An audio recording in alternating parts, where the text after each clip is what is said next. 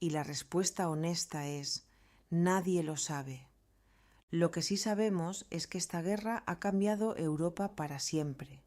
Ha revitalizado a la OTAN, ha acelerado la transición energética europea lejos del gas ruso y ha creado una nueva división en el continente que recuerda a los días de la Guerra Fría. Aquí entramos en una de las situaciones más peligrosas del mundo en este momento. Y no exagero cuando digo peligrosas. Estamos hablando de un conflicto que podría arrastrar a toda la región de Medio Oriente a una guerra total. Estados Unidos acusa a Irán de desarrollar armas nucleares y de apoyar grupos armados en Medio Oriente. Irán dice que su programa nuclear es estrictamente para fines pacíficos, para generar energía eléctrica. Esta no es una disputa nueva, es la continuación de una historia de desconfianza y hostilidad que se remonta a la Revolución iraní de 1979, cuando Estados Unidos perdió a su principal aliado en la región, el Shah de Irán. Desde entonces, las relaciones han sido de confrontación constante. En 2015, bajo la administración de Barack Obama, se firmó el Plan de Acción Integral Conjunto, conocido como el Acuerdo Nuclear con Irán.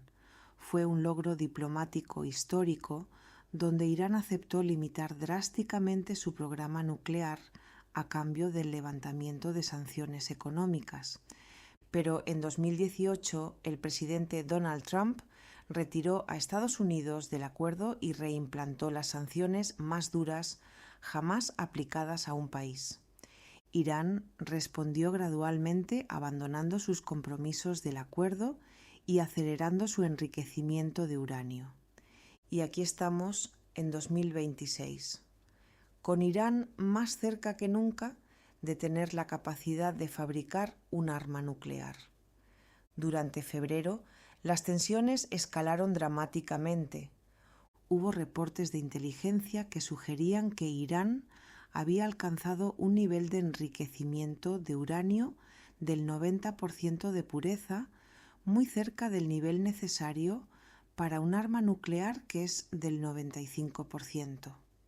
Israel, el principal enemigo regional de Irán, advirtió que no permitiría que Irán obtuviera armas nucleares bajo ninguna circunstancia. Arabia Saudita, el otro gran rival regional de Irán, expresó preocupaciones similares, y Estados Unidos, comprometido con la seguridad de Israel y la estabilidad del suministro global de petróleo, decidió actuar. El 28 de febrero comenzaron operaciones militares estadounidenses contra objetivos iraníes. No fue una invasión terrestre, fue algo más limitado pero igualmente significativo. Ataques aéreos con misiles de crucero y bombarderos furtivos contra instalaciones nucleares, bases militares y centros de comando. Los objetivos incluyeron la planta de enriquecimiento de uranio de Natanz, la instalación subterránea de Fordo y varios sitios de investigación nuclear en Teherán e Isfahán. Irán respondió inmediatamente con misiles balísticos y drones contra bases militares estadounidenses en Irak, Siria, Kuwait y Arabia Saudita. También atacó objetivos israelíes con cohetes lanzados desde Líbano por Hezbolá, su grupo aliado más poderoso en la región. Las Fuerzas Armadas iraníes amenazaron con cerrar el estrecho de Hormuz, el paso marítimo más importante del mundo para el transporte de petróleo. Aproximadamente el 20% del petróleo mundial pasa por ese estrecho cada día.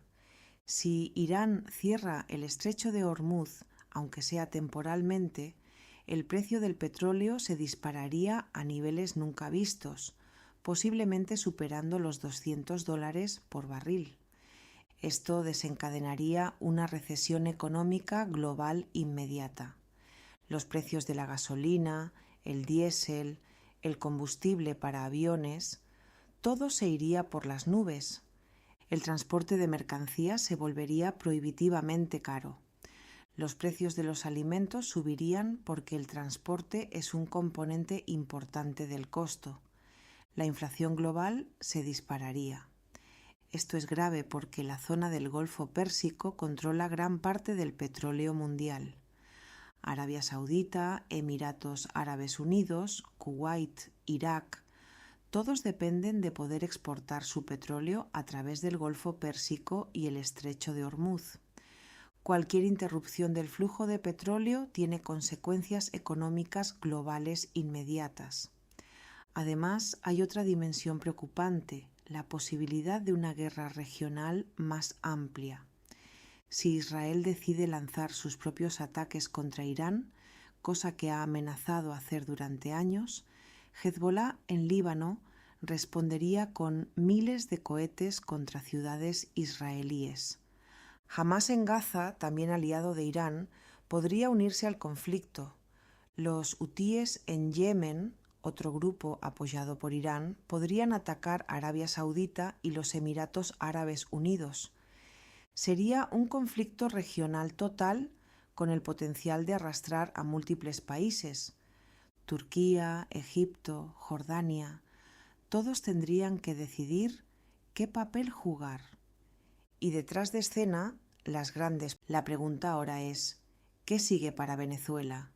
¿Elecciones democráticas? ¿Un gobierno de transición? ¿Más caos? Nadie sabe con certeza. Lo que sí sabemos es que Venezuela, con las mayores reservas probadas de petróleo del mundo, seguirá siendo un punto de disputa geopolítica entre las grandes potencias. Continuamos en el Caribe con otra nación que enfrenta desafíos monumentales. Cuba atraviesa una fuerte crisis económica y energética. Y cuando digo crisis, hablo de una situación que muchos cubanos describen como la peor desde el período especial de los años 90, cuando el colapso de la Unión Soviética dejó a Cuba sin su principal socio económico. Escasez de combustible, apagones masivos que duran 8, 10, hasta 12 horas al día y migración récord de cubanos que huyen de la isla buscando oportunidades en Estados Unidos, México y otros países. Las imágenes que llegan de Cuba son desgarradoras. Familias sin electricidad durante la mayor parte del día, hospitales funcionando con generadores que fallan, escuelas que no pueden abrir porque no hay electricidad ni transporte para maestros y estudiantes, supermercados con estantes vacíos, largas filas para comprar pan, arroz, cualquier alimento básico. La economía cubana depende principalmente del turismo, las remesas de cubanos en el extranjero y la exportación limitada de algunos productos como azúcar, tabaco y servicios médicos. Pero el turismo nunca se ha recuperado completamente después de la pandemia de COVID. Las remesas están limitadas por las sanciones estadounidenses que dificultan el envío de dinero a la isla. Y las exportaciones no generan suficientes divisas para importar lo que Cuba necesita. La situación cubana también está relacionada con las sanciones económicas estadounidenses, la economía mundial y la caída del turismo. Las sanciones económicas de Estados Unidos contra Cuba han estado en vigor durante más de 60 años. Es el embargo económico más largo de la historia moderna. Estados Unidos justifica las sanciones diciendo que son una respuesta al régimen autoritario de un partido único en Cuba, la falta de democracia y las violaciones de derechos humanos. Cuba y sus defensores argumentan que las sanciones son una forma de castigo colectivo que daña principalmente a la población civil, no al gobierno. Sea cual sea tu posición sobre este debate, la realidad es que las sanciones tienen un impacto económico significativo en Cuba. Dificultan el comercio internacional, el acceso a financiamiento, la compra de tecnología. La pregunta que muchos se hacen es, ¿cuánto tiempo puede sobrevivir el régimen cubano en estas condiciones? Algunos analistas predicen que el sistema podría colapsar en los próximos años, bajo la presión de la crisis económica. Otros creen que el régimen es resiliente y encontrará maneras de adaptarse y sobrevivir, como ha hecho durante más de 6 décadas. El futuro de Cuba es incierto, pero una cosa es clara: la situación actual es insostenible. Algo tiene que cambiar, ya sea por reforma desde dentro o por colapso. Como todo está conectado, ahora demos un paso atrás y veamos el panorama completo, porque lo que puede parecer un conjunto de crisis separadas es en realidad un sistema interconectado de rivalidades, alianzas y conflictos de intereses. Rusia se acerca cada vez más a Irán. ¿Por qué? Porque ambos son adversarios de Estados Unidos y Occidente. Rusia necesita aliados en Medio Oriente para proyectar poder y proteger sus intereses. Irán necesita apoyo de una potencia militar como Rusia para contrarrestar las amenazas de Estados Unidos e Israel. Rusia ha vendido sistemas de defensa aérea avanzados a Irán, ayuda que será crucial si el conflicto con Estados Unidos se intensifica. Irán ha vendido drones a Rusia que han sido utilizados en Ucrania. Es un intercambio mutuamente beneficioso entre parias internacionales. China apoya económicamente a varios países sancionados por Occidente: Venezuela, Irán, Rusia, Corea del Norte. Todos han encontrado en China un socio comercial dispuesto a desafiar las sanciones estadounidenses. China compra petróleo venezolano e iraní con descuento. China vende tecnología y productos manufacturados a Rusia para ayudarle a evadir las sanciones occidentales. ¿Por qué China hace esto? Porque debilitar las sanciones estadounidenses como herramienta de política exterior beneficia a China, que también enfrenta la posibilidad de sanciones futuras por Taiwán o Hong Kong o derechos humanos. Estados Unidos intenta mantener su influencia mundial mediante alianzas, presencia militar global y su dominio del sistema financiero internacional. Pero ese dominio está siendo desafiado. China y Rusia están promoviendo alternativas al dólar como moneda de reserva mundial.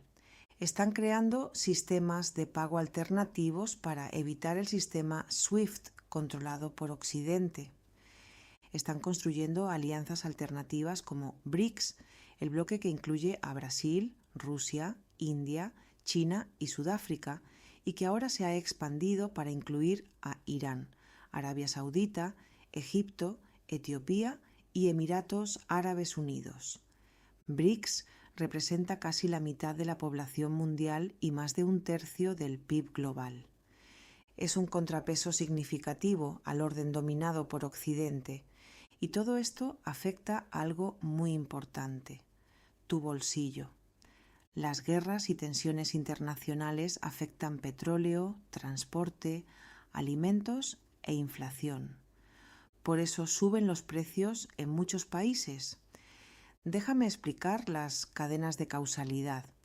Cuando hay una guerra en Ucrania, Rusia y Ucrania no pueden exportar su trigo normalmente. Juntos, Rusia y Ucrania representan aproximadamente el 30% de las exportaciones mundiales de trigo. Cuando ese trigo no llega al mercado, los precios suben globalmente. Los países de África y Medio Oriente que dependen de ese trigo enfrentan crisis alimentarias. Cuando hay tensiones con Irán y amenazas de cerrar el estrecho de Hormuz, el precio del petróleo sube. Cuando el petróleo sube, el transporte se encarece. Cuando el transporte se encarece, todo se encarece porque todo necesita ser transportado: alimentos, ropa, electrónicos, medicinas, todo.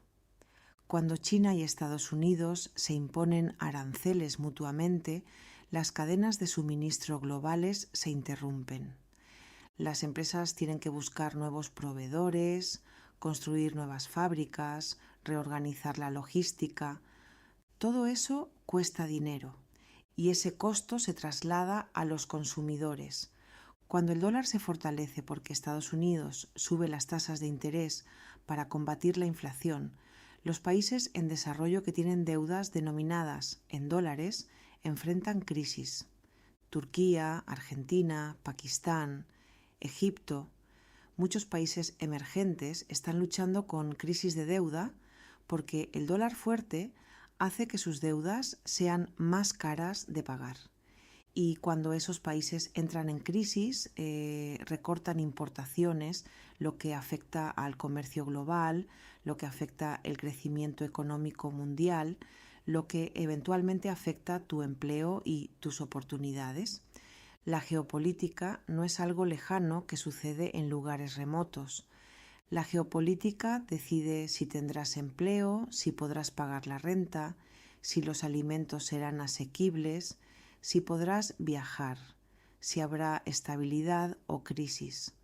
La geopolítica decide la economía y por eso es absolutamente esencial que entiendas lo que está pasando en el mundo. No puedes simplemente ignorarlo y esperar que no te afecte. Te va pues a afectar de una manera u otra. La pregunta es si lo entenderás y podrás prepararte, o si serás sorprendido por eventos que parecen venir de la nada, pero que en realidad estaban siendo anunciados por meses. Conclusión. Entonces, ¿qué hemos aprendido hoy? Estamos entrando en un mundo multipolar. Ya no hay una sola superpotencia dominante que establece las reglas y todos los demás las siguen. Durante 30 años después del final de la Guerra Fría, en 1991, Estados Unidos fue la única superpotencia global. Ese periodo ha terminado. Ya no hay una sola potencia dominante. Hay varios bloques compitiendo al mismo tiempo. Estados Unidos y sus aliados en Europa, Japón, Corea del Sur, Australia, China y su esfera de influencia en Asia y partes de África y América Latina. Rusia tratando de recuperar su estatus de gran potencia a través de acción militar y alianzas estratégicas. Potencias regionales como India, Turquía, Brasil, Arabia Saudita que están jugando a las grandes potencias entre sí para maximizar sus propios intereses.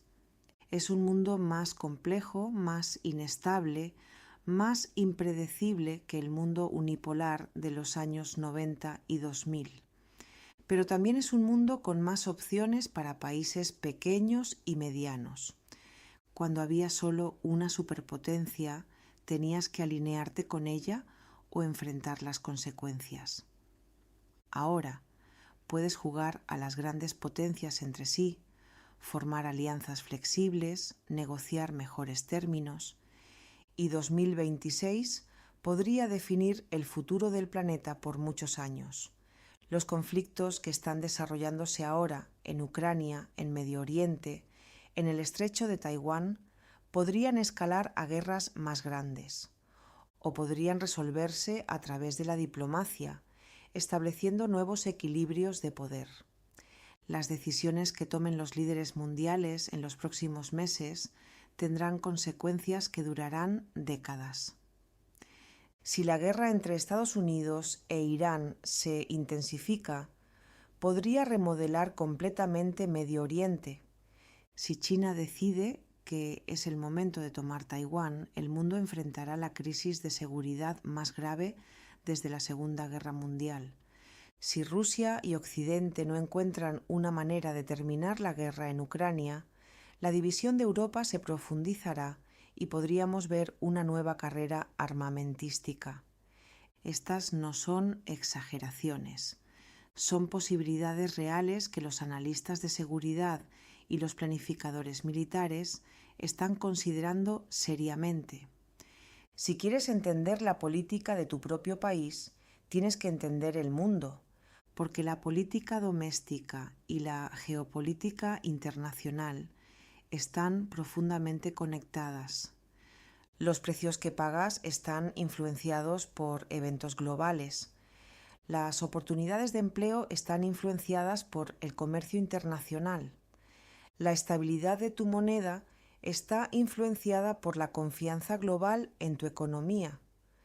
La seguridad de tu país está influenciada por las alianzas internacionales. No puedes entender uno sin entender el otro. Por eso hago este programa, para ayudarte a ver las conexiones, entender los patrones y prepararte para lo que viene, porque el conocimiento es poder.